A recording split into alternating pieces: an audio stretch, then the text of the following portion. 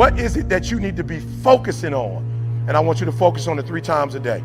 You got to get focused, man. You got to understand that this hard time that you're going through is everything you're going through is preparing you for what you ask God for. Every trial and tribulation you go through prepares you for the life God has for you. There are many people who believe because of where they're born, because of the area where they are in life and where they find themselves, that's all they know. Given my circumstances, ladies and gentlemen, I shouldn't be doing what I'm doing right now. See, I know something about you, even not knowing you, that you've got greatness within you. You have the ability to do things that you can't even begin to imagine. You have talents and skills in you that you haven't even begun to reach for yet. No one could have convinced me, given my circumstances, given my background, that I would be doing what I'm doing right now. I was born in Liberty City on a floor on 62nd Street, a twin brother and me. When we were 6 weeks of age, we were adopted. When I was in 5th grade, I was identified as EMR, labeled educable mentally retarded, and put back from the 5th grade into the 4th grade and stayed in that category until I got out of high school. I have no college training, but here's what happened. I had an intervention in my life. A man who saw something in me at a time that I did not see something in myself.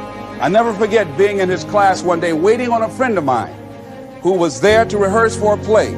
He did not show up, and he asked me to go up to the board and write something on the board. And I said, I can't do that, sir. He said, why not? I said, I'm in a special education class. He said, what do you mean? I said, go up to the board and write what I'm about to tell you. I said, I can't do that, sir. Why not? I'm educable mentally retarded. And he came from behind his desk. He said, don't ever say that again. Someone's opinion of you does not have to become your reality. And that changed my life. It was Oliver Wendell Holmes who said that once a person's mind is expanded with an idea or a concept, it can never be satisfied to going back to where it was. So some of you are going to experience a breakthrough. Some of you are going to go back and look at your dreams and brush them off. Some of you are going to begin to look at yourself and say, hey, look here, I know I have not done all that I can do. Whatever goal that you have in mind, I want that to be a goal that will challenge you, something that will make you stretch. It was Osborne who said, unless you attempt to do something beyond that which you've already mastered, you will never grow. What is it that you looked at some point in time and you decided that you couldn't do it, that you talk yourself out of it? Whatever it is, bring it back out there. How are you going to do it? That will come to you in due time. So you don't get in life what you want, ladies and gentlemen. You get in life what you are, not what you want. And see, the good news is that we can always become more by working to develop ourselves. So the first process of making this your decade, you've got to begin to take a look at your life and look at where are you right now? What are your strengths? What are your weaknesses? What gives your life a sense of fulfillment, a sense of joy? What does a full, rich life means to you? What is it that you could love doing 7 days a week that'll bring a smile to your face? Think about that. In all the areas of your life, your professional life, your personal life, your family life, your spiritual life, what is it that you'd like to have? Once you begin to determine that, that takes you to the next step. And that is, once you decide what it is that you want, now you've got to decide that you deserve that. Repeat after me, please. I deserve the best that life has to offer. I deserve to find my purpose in life. Shake somebody's hand on your right and left and say, find your purpose.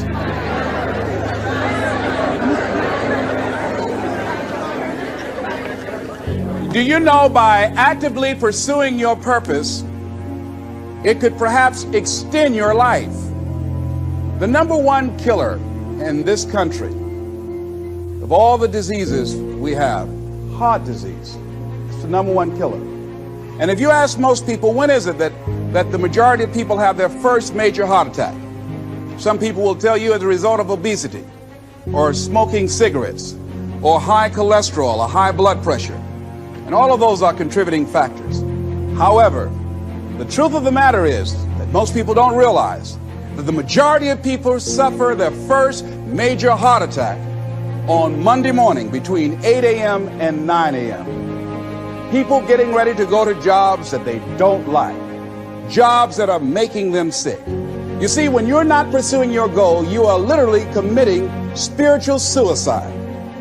When you have some goal out here that you're stretching for and reaching for that takes you out of your comfort zone, you'll find out some talents and abilities you have that you didn't know you have. I started speaking just to elementary school kids because I knew they didn't know what I was talking about. And they gave me all kind of standing ovations. We like you, yeah. Then I graduated up to junior high school and then to senior high school and then to various community groups and church groups and civic associations and then to colleges and to businesses. Now I'm traveling across the country and then traveling nationally and internationally. But I never would have discovered what I'm able to do right now if I wasn't willing to take a chance. You've got to be willing to do that. You've got to believe in yourself. Where will you be in your business, in your life in 36 months? Not because you hope, because you decide. Everyone in this room knows how to create. You're not a manager of your life, you're a creator of your life, or you wouldn't be in this room. How do you create your life? You get hungry for something, don't you? Who has done something in your life that once seemed difficult or impossible, and now it's part of your life? Who's got something in your life in this area? Say I. How did you do it? You created it 3 ways. Number 1, you decided there's something you wanted so bad that you unleashed all your desire. You became obsessed with it.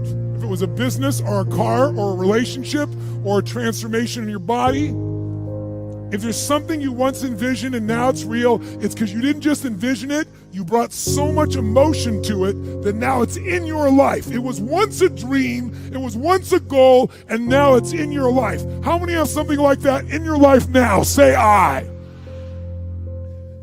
You may take it for granted now, hopefully not, but it was once just a vision. It may have seemed impossible at one time. So how did you do it? You started with a concrete vision of what you wanted, and you focused on it continuously, didn't you? Wherever focus goes, energy flows. You envisioned something, you got clear about it, and then you started thinking about all the reasons why you wanted it. You got excited about it. Said, this is what's next for me now. I want this. You may have dreamed about it, thought about it, talked about it. But when you focus on something continuously, something magical happens. You get insights, don't you? You overhear a conversation and you hear something you wouldn't have heard if you didn't have that outcome or goal that you wanted so badly. Do you realize that every day you thought you wasn't gonna make it? Do you remember them days where you thought it was absolutely unbearable and you thought you wasn't gonna endure that one? Do you know that your survival rate for every last one of them bad days is 100%? Your track record for surviving bad days is 100%. That's a fact. Your track record, you batting 1,000. You done survived every funky day you ever had. You survived every hater. You survived all the evictions. You survived the firings. You survived all the tell you no, we ain't hiring. You survived all the trouble you ever been in. Your survival rate is 100%. 100%. When you jump, your parachute not gonna open right away. The problem with jumping is every successful person I know has jumped.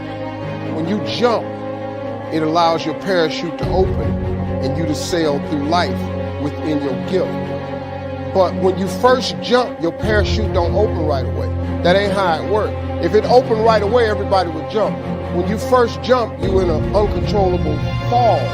It's almost like you're spinning out of control. But you gotta stay with the jump because eventually God will put the necessary air up under your parachute and you'll be in the air like you're supposed to. But you're just going through the process. Like I tell my kids all the time, it take a long time to make a lot of money. See, my kids look at me and they be talking about, well, Dad, you ain't got no degree, you didn't finish school. Why I got to go to school? Well, first of all, you don't have no jokes. Let's start there. And my kids don't understand the process.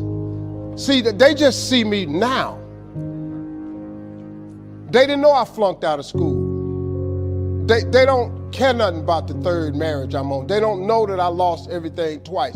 They wasn't around when I was homeless and I lived in the car for 3 years. They didn't see the process. What most people do is to give up before God give you the gift. See, when you ask God for something, he boxes it up and he ships it immediately. But you have to remain on Faith Street in order to receive the gift. The problem is when God boxes up the gift and he ship it to you, he never gives you the date that the package is going to arrive. He'll never tell you that. Most people move off Faith Street before the package get there.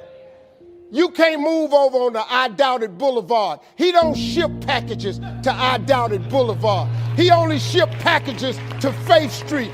You can't get over there on I Don't See How Circle. He don't ship nothing to I Don't See How Circle. So when you move out of faith, the package got to go back to sender. That's what happens. So you have to stay. You have to stay in the process and complete the fall. You're going to get cut up on the rocks. You're going to get your skin tore up. You're going to lose loved ones along the way. You're going to lose friendships along the way. Might lose your car, your job along the way. You might lose your house. But trust and believe that God got you. Name one time he ain't ever had you. That God I serve that done this for me, he'll do the same thing for you.